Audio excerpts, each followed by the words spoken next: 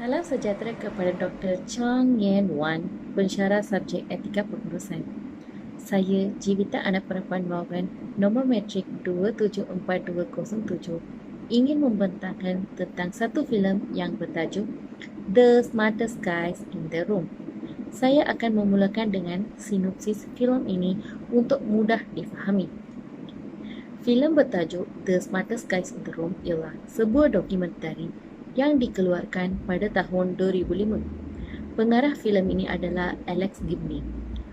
Dokumentari ini meneroka kejatuhan Enron Corporation. Boleh dikatakan sebagai contoh rasuah korporat moden yang paling mengejutkan. Syarikat itu dikaitkan dengan beberapa skim haram, termasuk mencatuskan krisis tenaga California sebagai cara untuk menaikkan harga utiliti dengan mengorbankan rata-rata rakyat Amerika. Dalam persekitaran yang sangat kompetitif, peniaga Enron menggunakan semua jenis transaksi curang untuk menjana wang pada sebarang kos dan mengekalkan pekerjaan mereka yang bergaji tinggi. Boleh juga dikatakan sebagai berdasarkan buku terlaris dengan nama yang sama oleh wartawan Fortune Bethany McLean dan Peter Elkan, kajian multidimensi tentang salah satu skandal perniagaan terbesar dalam sejarah Amerika. Kronik ini melihat salah satu bencana korporat terbesar dalam sejarah di mana eksekutif tertinggi dari syarikat ketujuh terbesar di Amerika Syarikat yang meninggalkan syarikat dengan lebih $1 bilion menyebabkan pelabur dan pekerja tidak mempunyai apa-apa. Filem ini juga menampilkan akaun orang dalam dan pita audio dan video korporat yang jarang berlaku yang mendedahkan keterlaluan peribadi yang besar dalam hierarki Enron dan kekosongan moral yang nyata yang menyamar sebagai falsafah korporat. Drama manusia yang terbentang di dalam dinding Enron menyerupai tragedi Yunani dan menghasilkan kesan yang domino yang boleh membentuk wajah ekonomi dan kod etika kita untuk tahun-tahun akan datang. Ini adalah sinopsis filem ini. Pembentangan ini akan diteruskan oleh ahli kumpulan saya. Terima kasih. Selamat sejahtera kepada semua orang bersama saya dalam video hari ini. Nama saya Richard Anthony, nombor matrik 274767. Ingin menceritakan serba sedikit tentang cadangan etika dalam sesuatu firma berpandukan filem dokumentari yang bernama The Smartest Guys in the Room.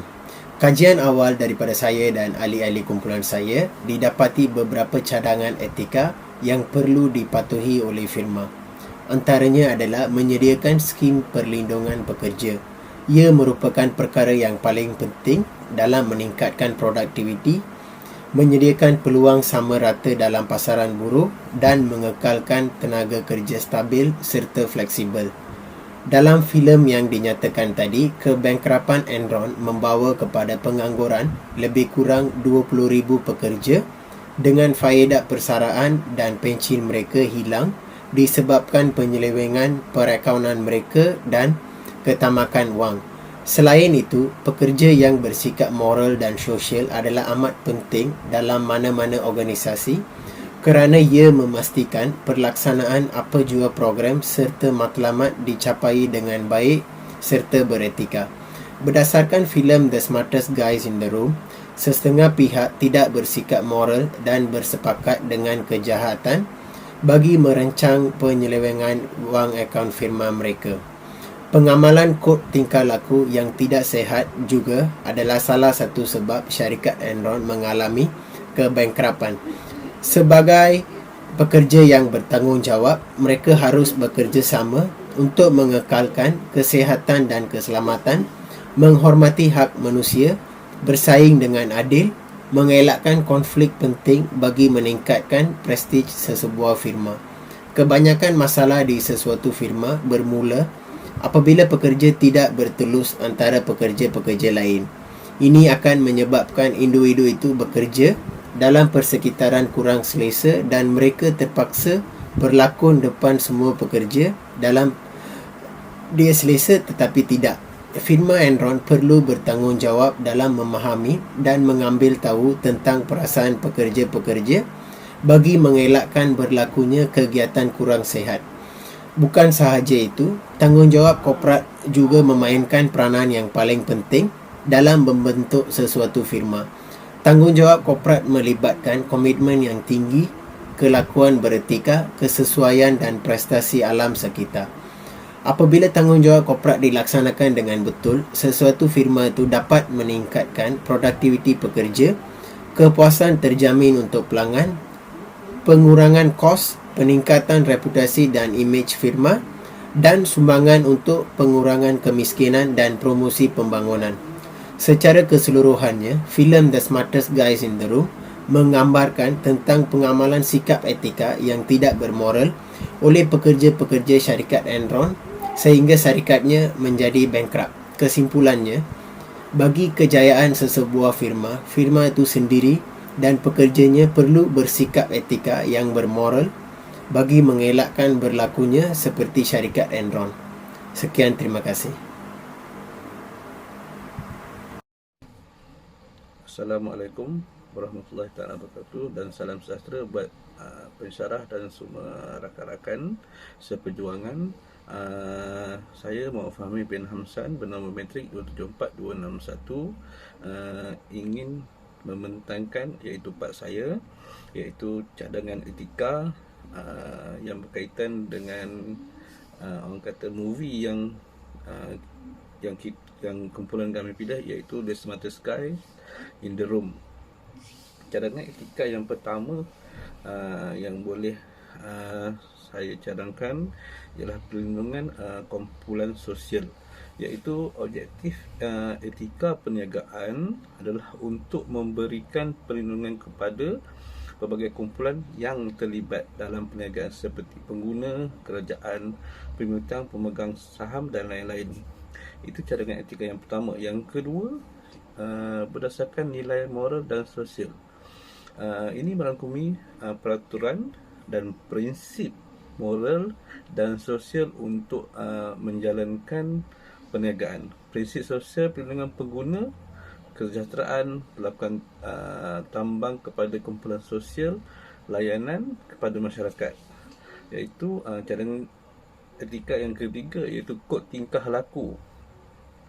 Kod tingkah laku, ia memberikan kod tingkah laku yang ditetapkan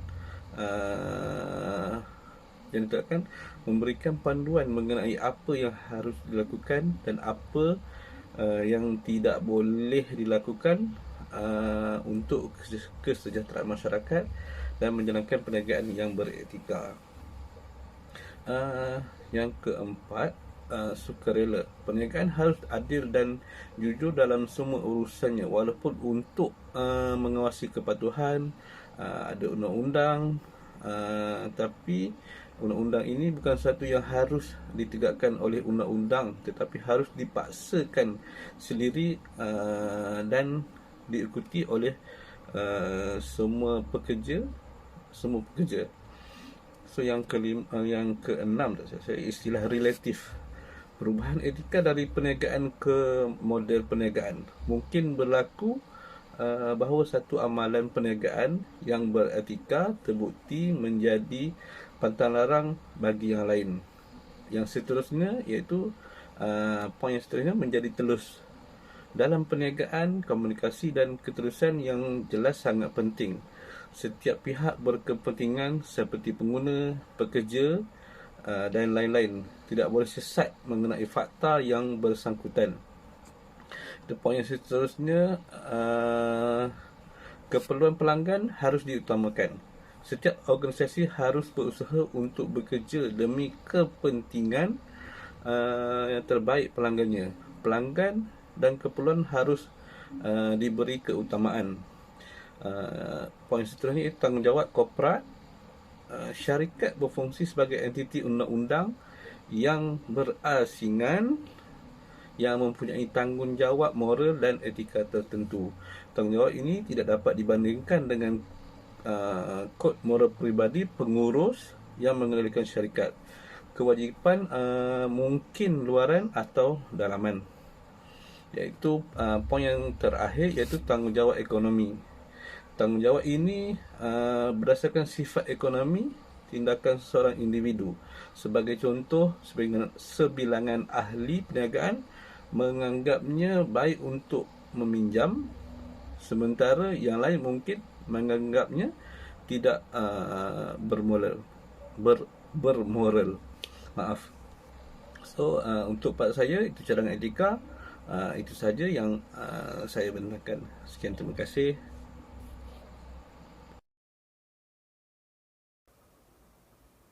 Hai, Assalamualaikum dan salam sejahtera kepada semua sahabat saya dan tim saya. Saya Muhammad Ilzuan Abdul Hamid dengan matrik number 274270. Untuk tugasan kami kali ini adalah kumpulan kami memilih filem ataupun dokumentari yang bertajuk The Smart Guy in the Room. Ini merupakan satu dokumentari ataupun cerita yang diadaptasi daripada kisah sebenar yang telah berlaku. Okey, cerita ini sebenarnya kita dapat rumuskan sikit adalah ia berkaitan dengan integriti ataupun etika kita dalam seharian. Bagaimana etika yang tidak bermoral telah orang kata hilangnya integriti tanggungjawab oleh setiap ahli syarikat tersebut lah. Okey, apa yang boleh saya pendekkan lah, apa yang boleh saya simpulkan lah. Apabila kita melihat integriti ini, apa berlaku dalam cerita ini adalah di mana satu syarikat yang besar, okey, yang kukuh tetapi mengalami kemusnahan disebabkan integriti seperti takbir urus ataupun kepimpinan yang lemah. Okey, mereka tamak hanya mementingkan keuntungan semata sehingga tidak memikirkan keadaan sekeliling, di mana ayat sekali telah memakan diri mereka lah, telah memusnahkan sesuatu yang mereka bina dengan sekelip mata. Okey, apabila kita mementingkan diri hanya memikirkan keuntungan, okey, dan menyalahgunakan kuasa, maka etika-etika ini adalah sangat tidak bermoral, yang di mana bila anda tengok cerita ini berlakunya kejatuhan terhadap syarikat inilah. Okey, apa seterusnya lagi adalah seperti salah urus okey, dia telah memberi kehilangan pekerjaan, okey, pelabur mengalami kerugian, okey, perakaunan ataupun firma-firma muflis, dan kejatuhan syarikat disebabkan konspirasi syarikat itu sendiri. Okey, di mana mereka telah membuat data yang palsu, okey. Dan apa yang kita perlu adalah etika yang bermoral lah. Okey, untuk membangunkan sesuatu, untuk mengekalkan kesejahteraan, okey, kita perlukan pengurusan yang baik, ketulusan dan bertanggungjawab terhadap tanggungjawab yang diberikan, supaya kita dapat sama-sama membangunkan syarikat ataupun dalam tingkatan dalam kehidupan kita ni. Bila punya etika yang baik, akan lahirlah tanggungjawab yang baik. Jadi apa yang saya boleh rumuskan, filem ini, dokumentari ini banyak memberi nilai-nilai, memberi kita pengajaran lah yang boleh kita jadikan sebagai sempadan, di mana nilai seperti integriti, salah urus, tamak, semua itu akhirnya telah merosakkan mereka. Jadi saya berharap kawan-kawan semua apa yang saya rumuskan boleh tengok cerita ini, kita ambilkan ini sebagai pengajaran untuk kita semua. Terima kasih. Bye bye.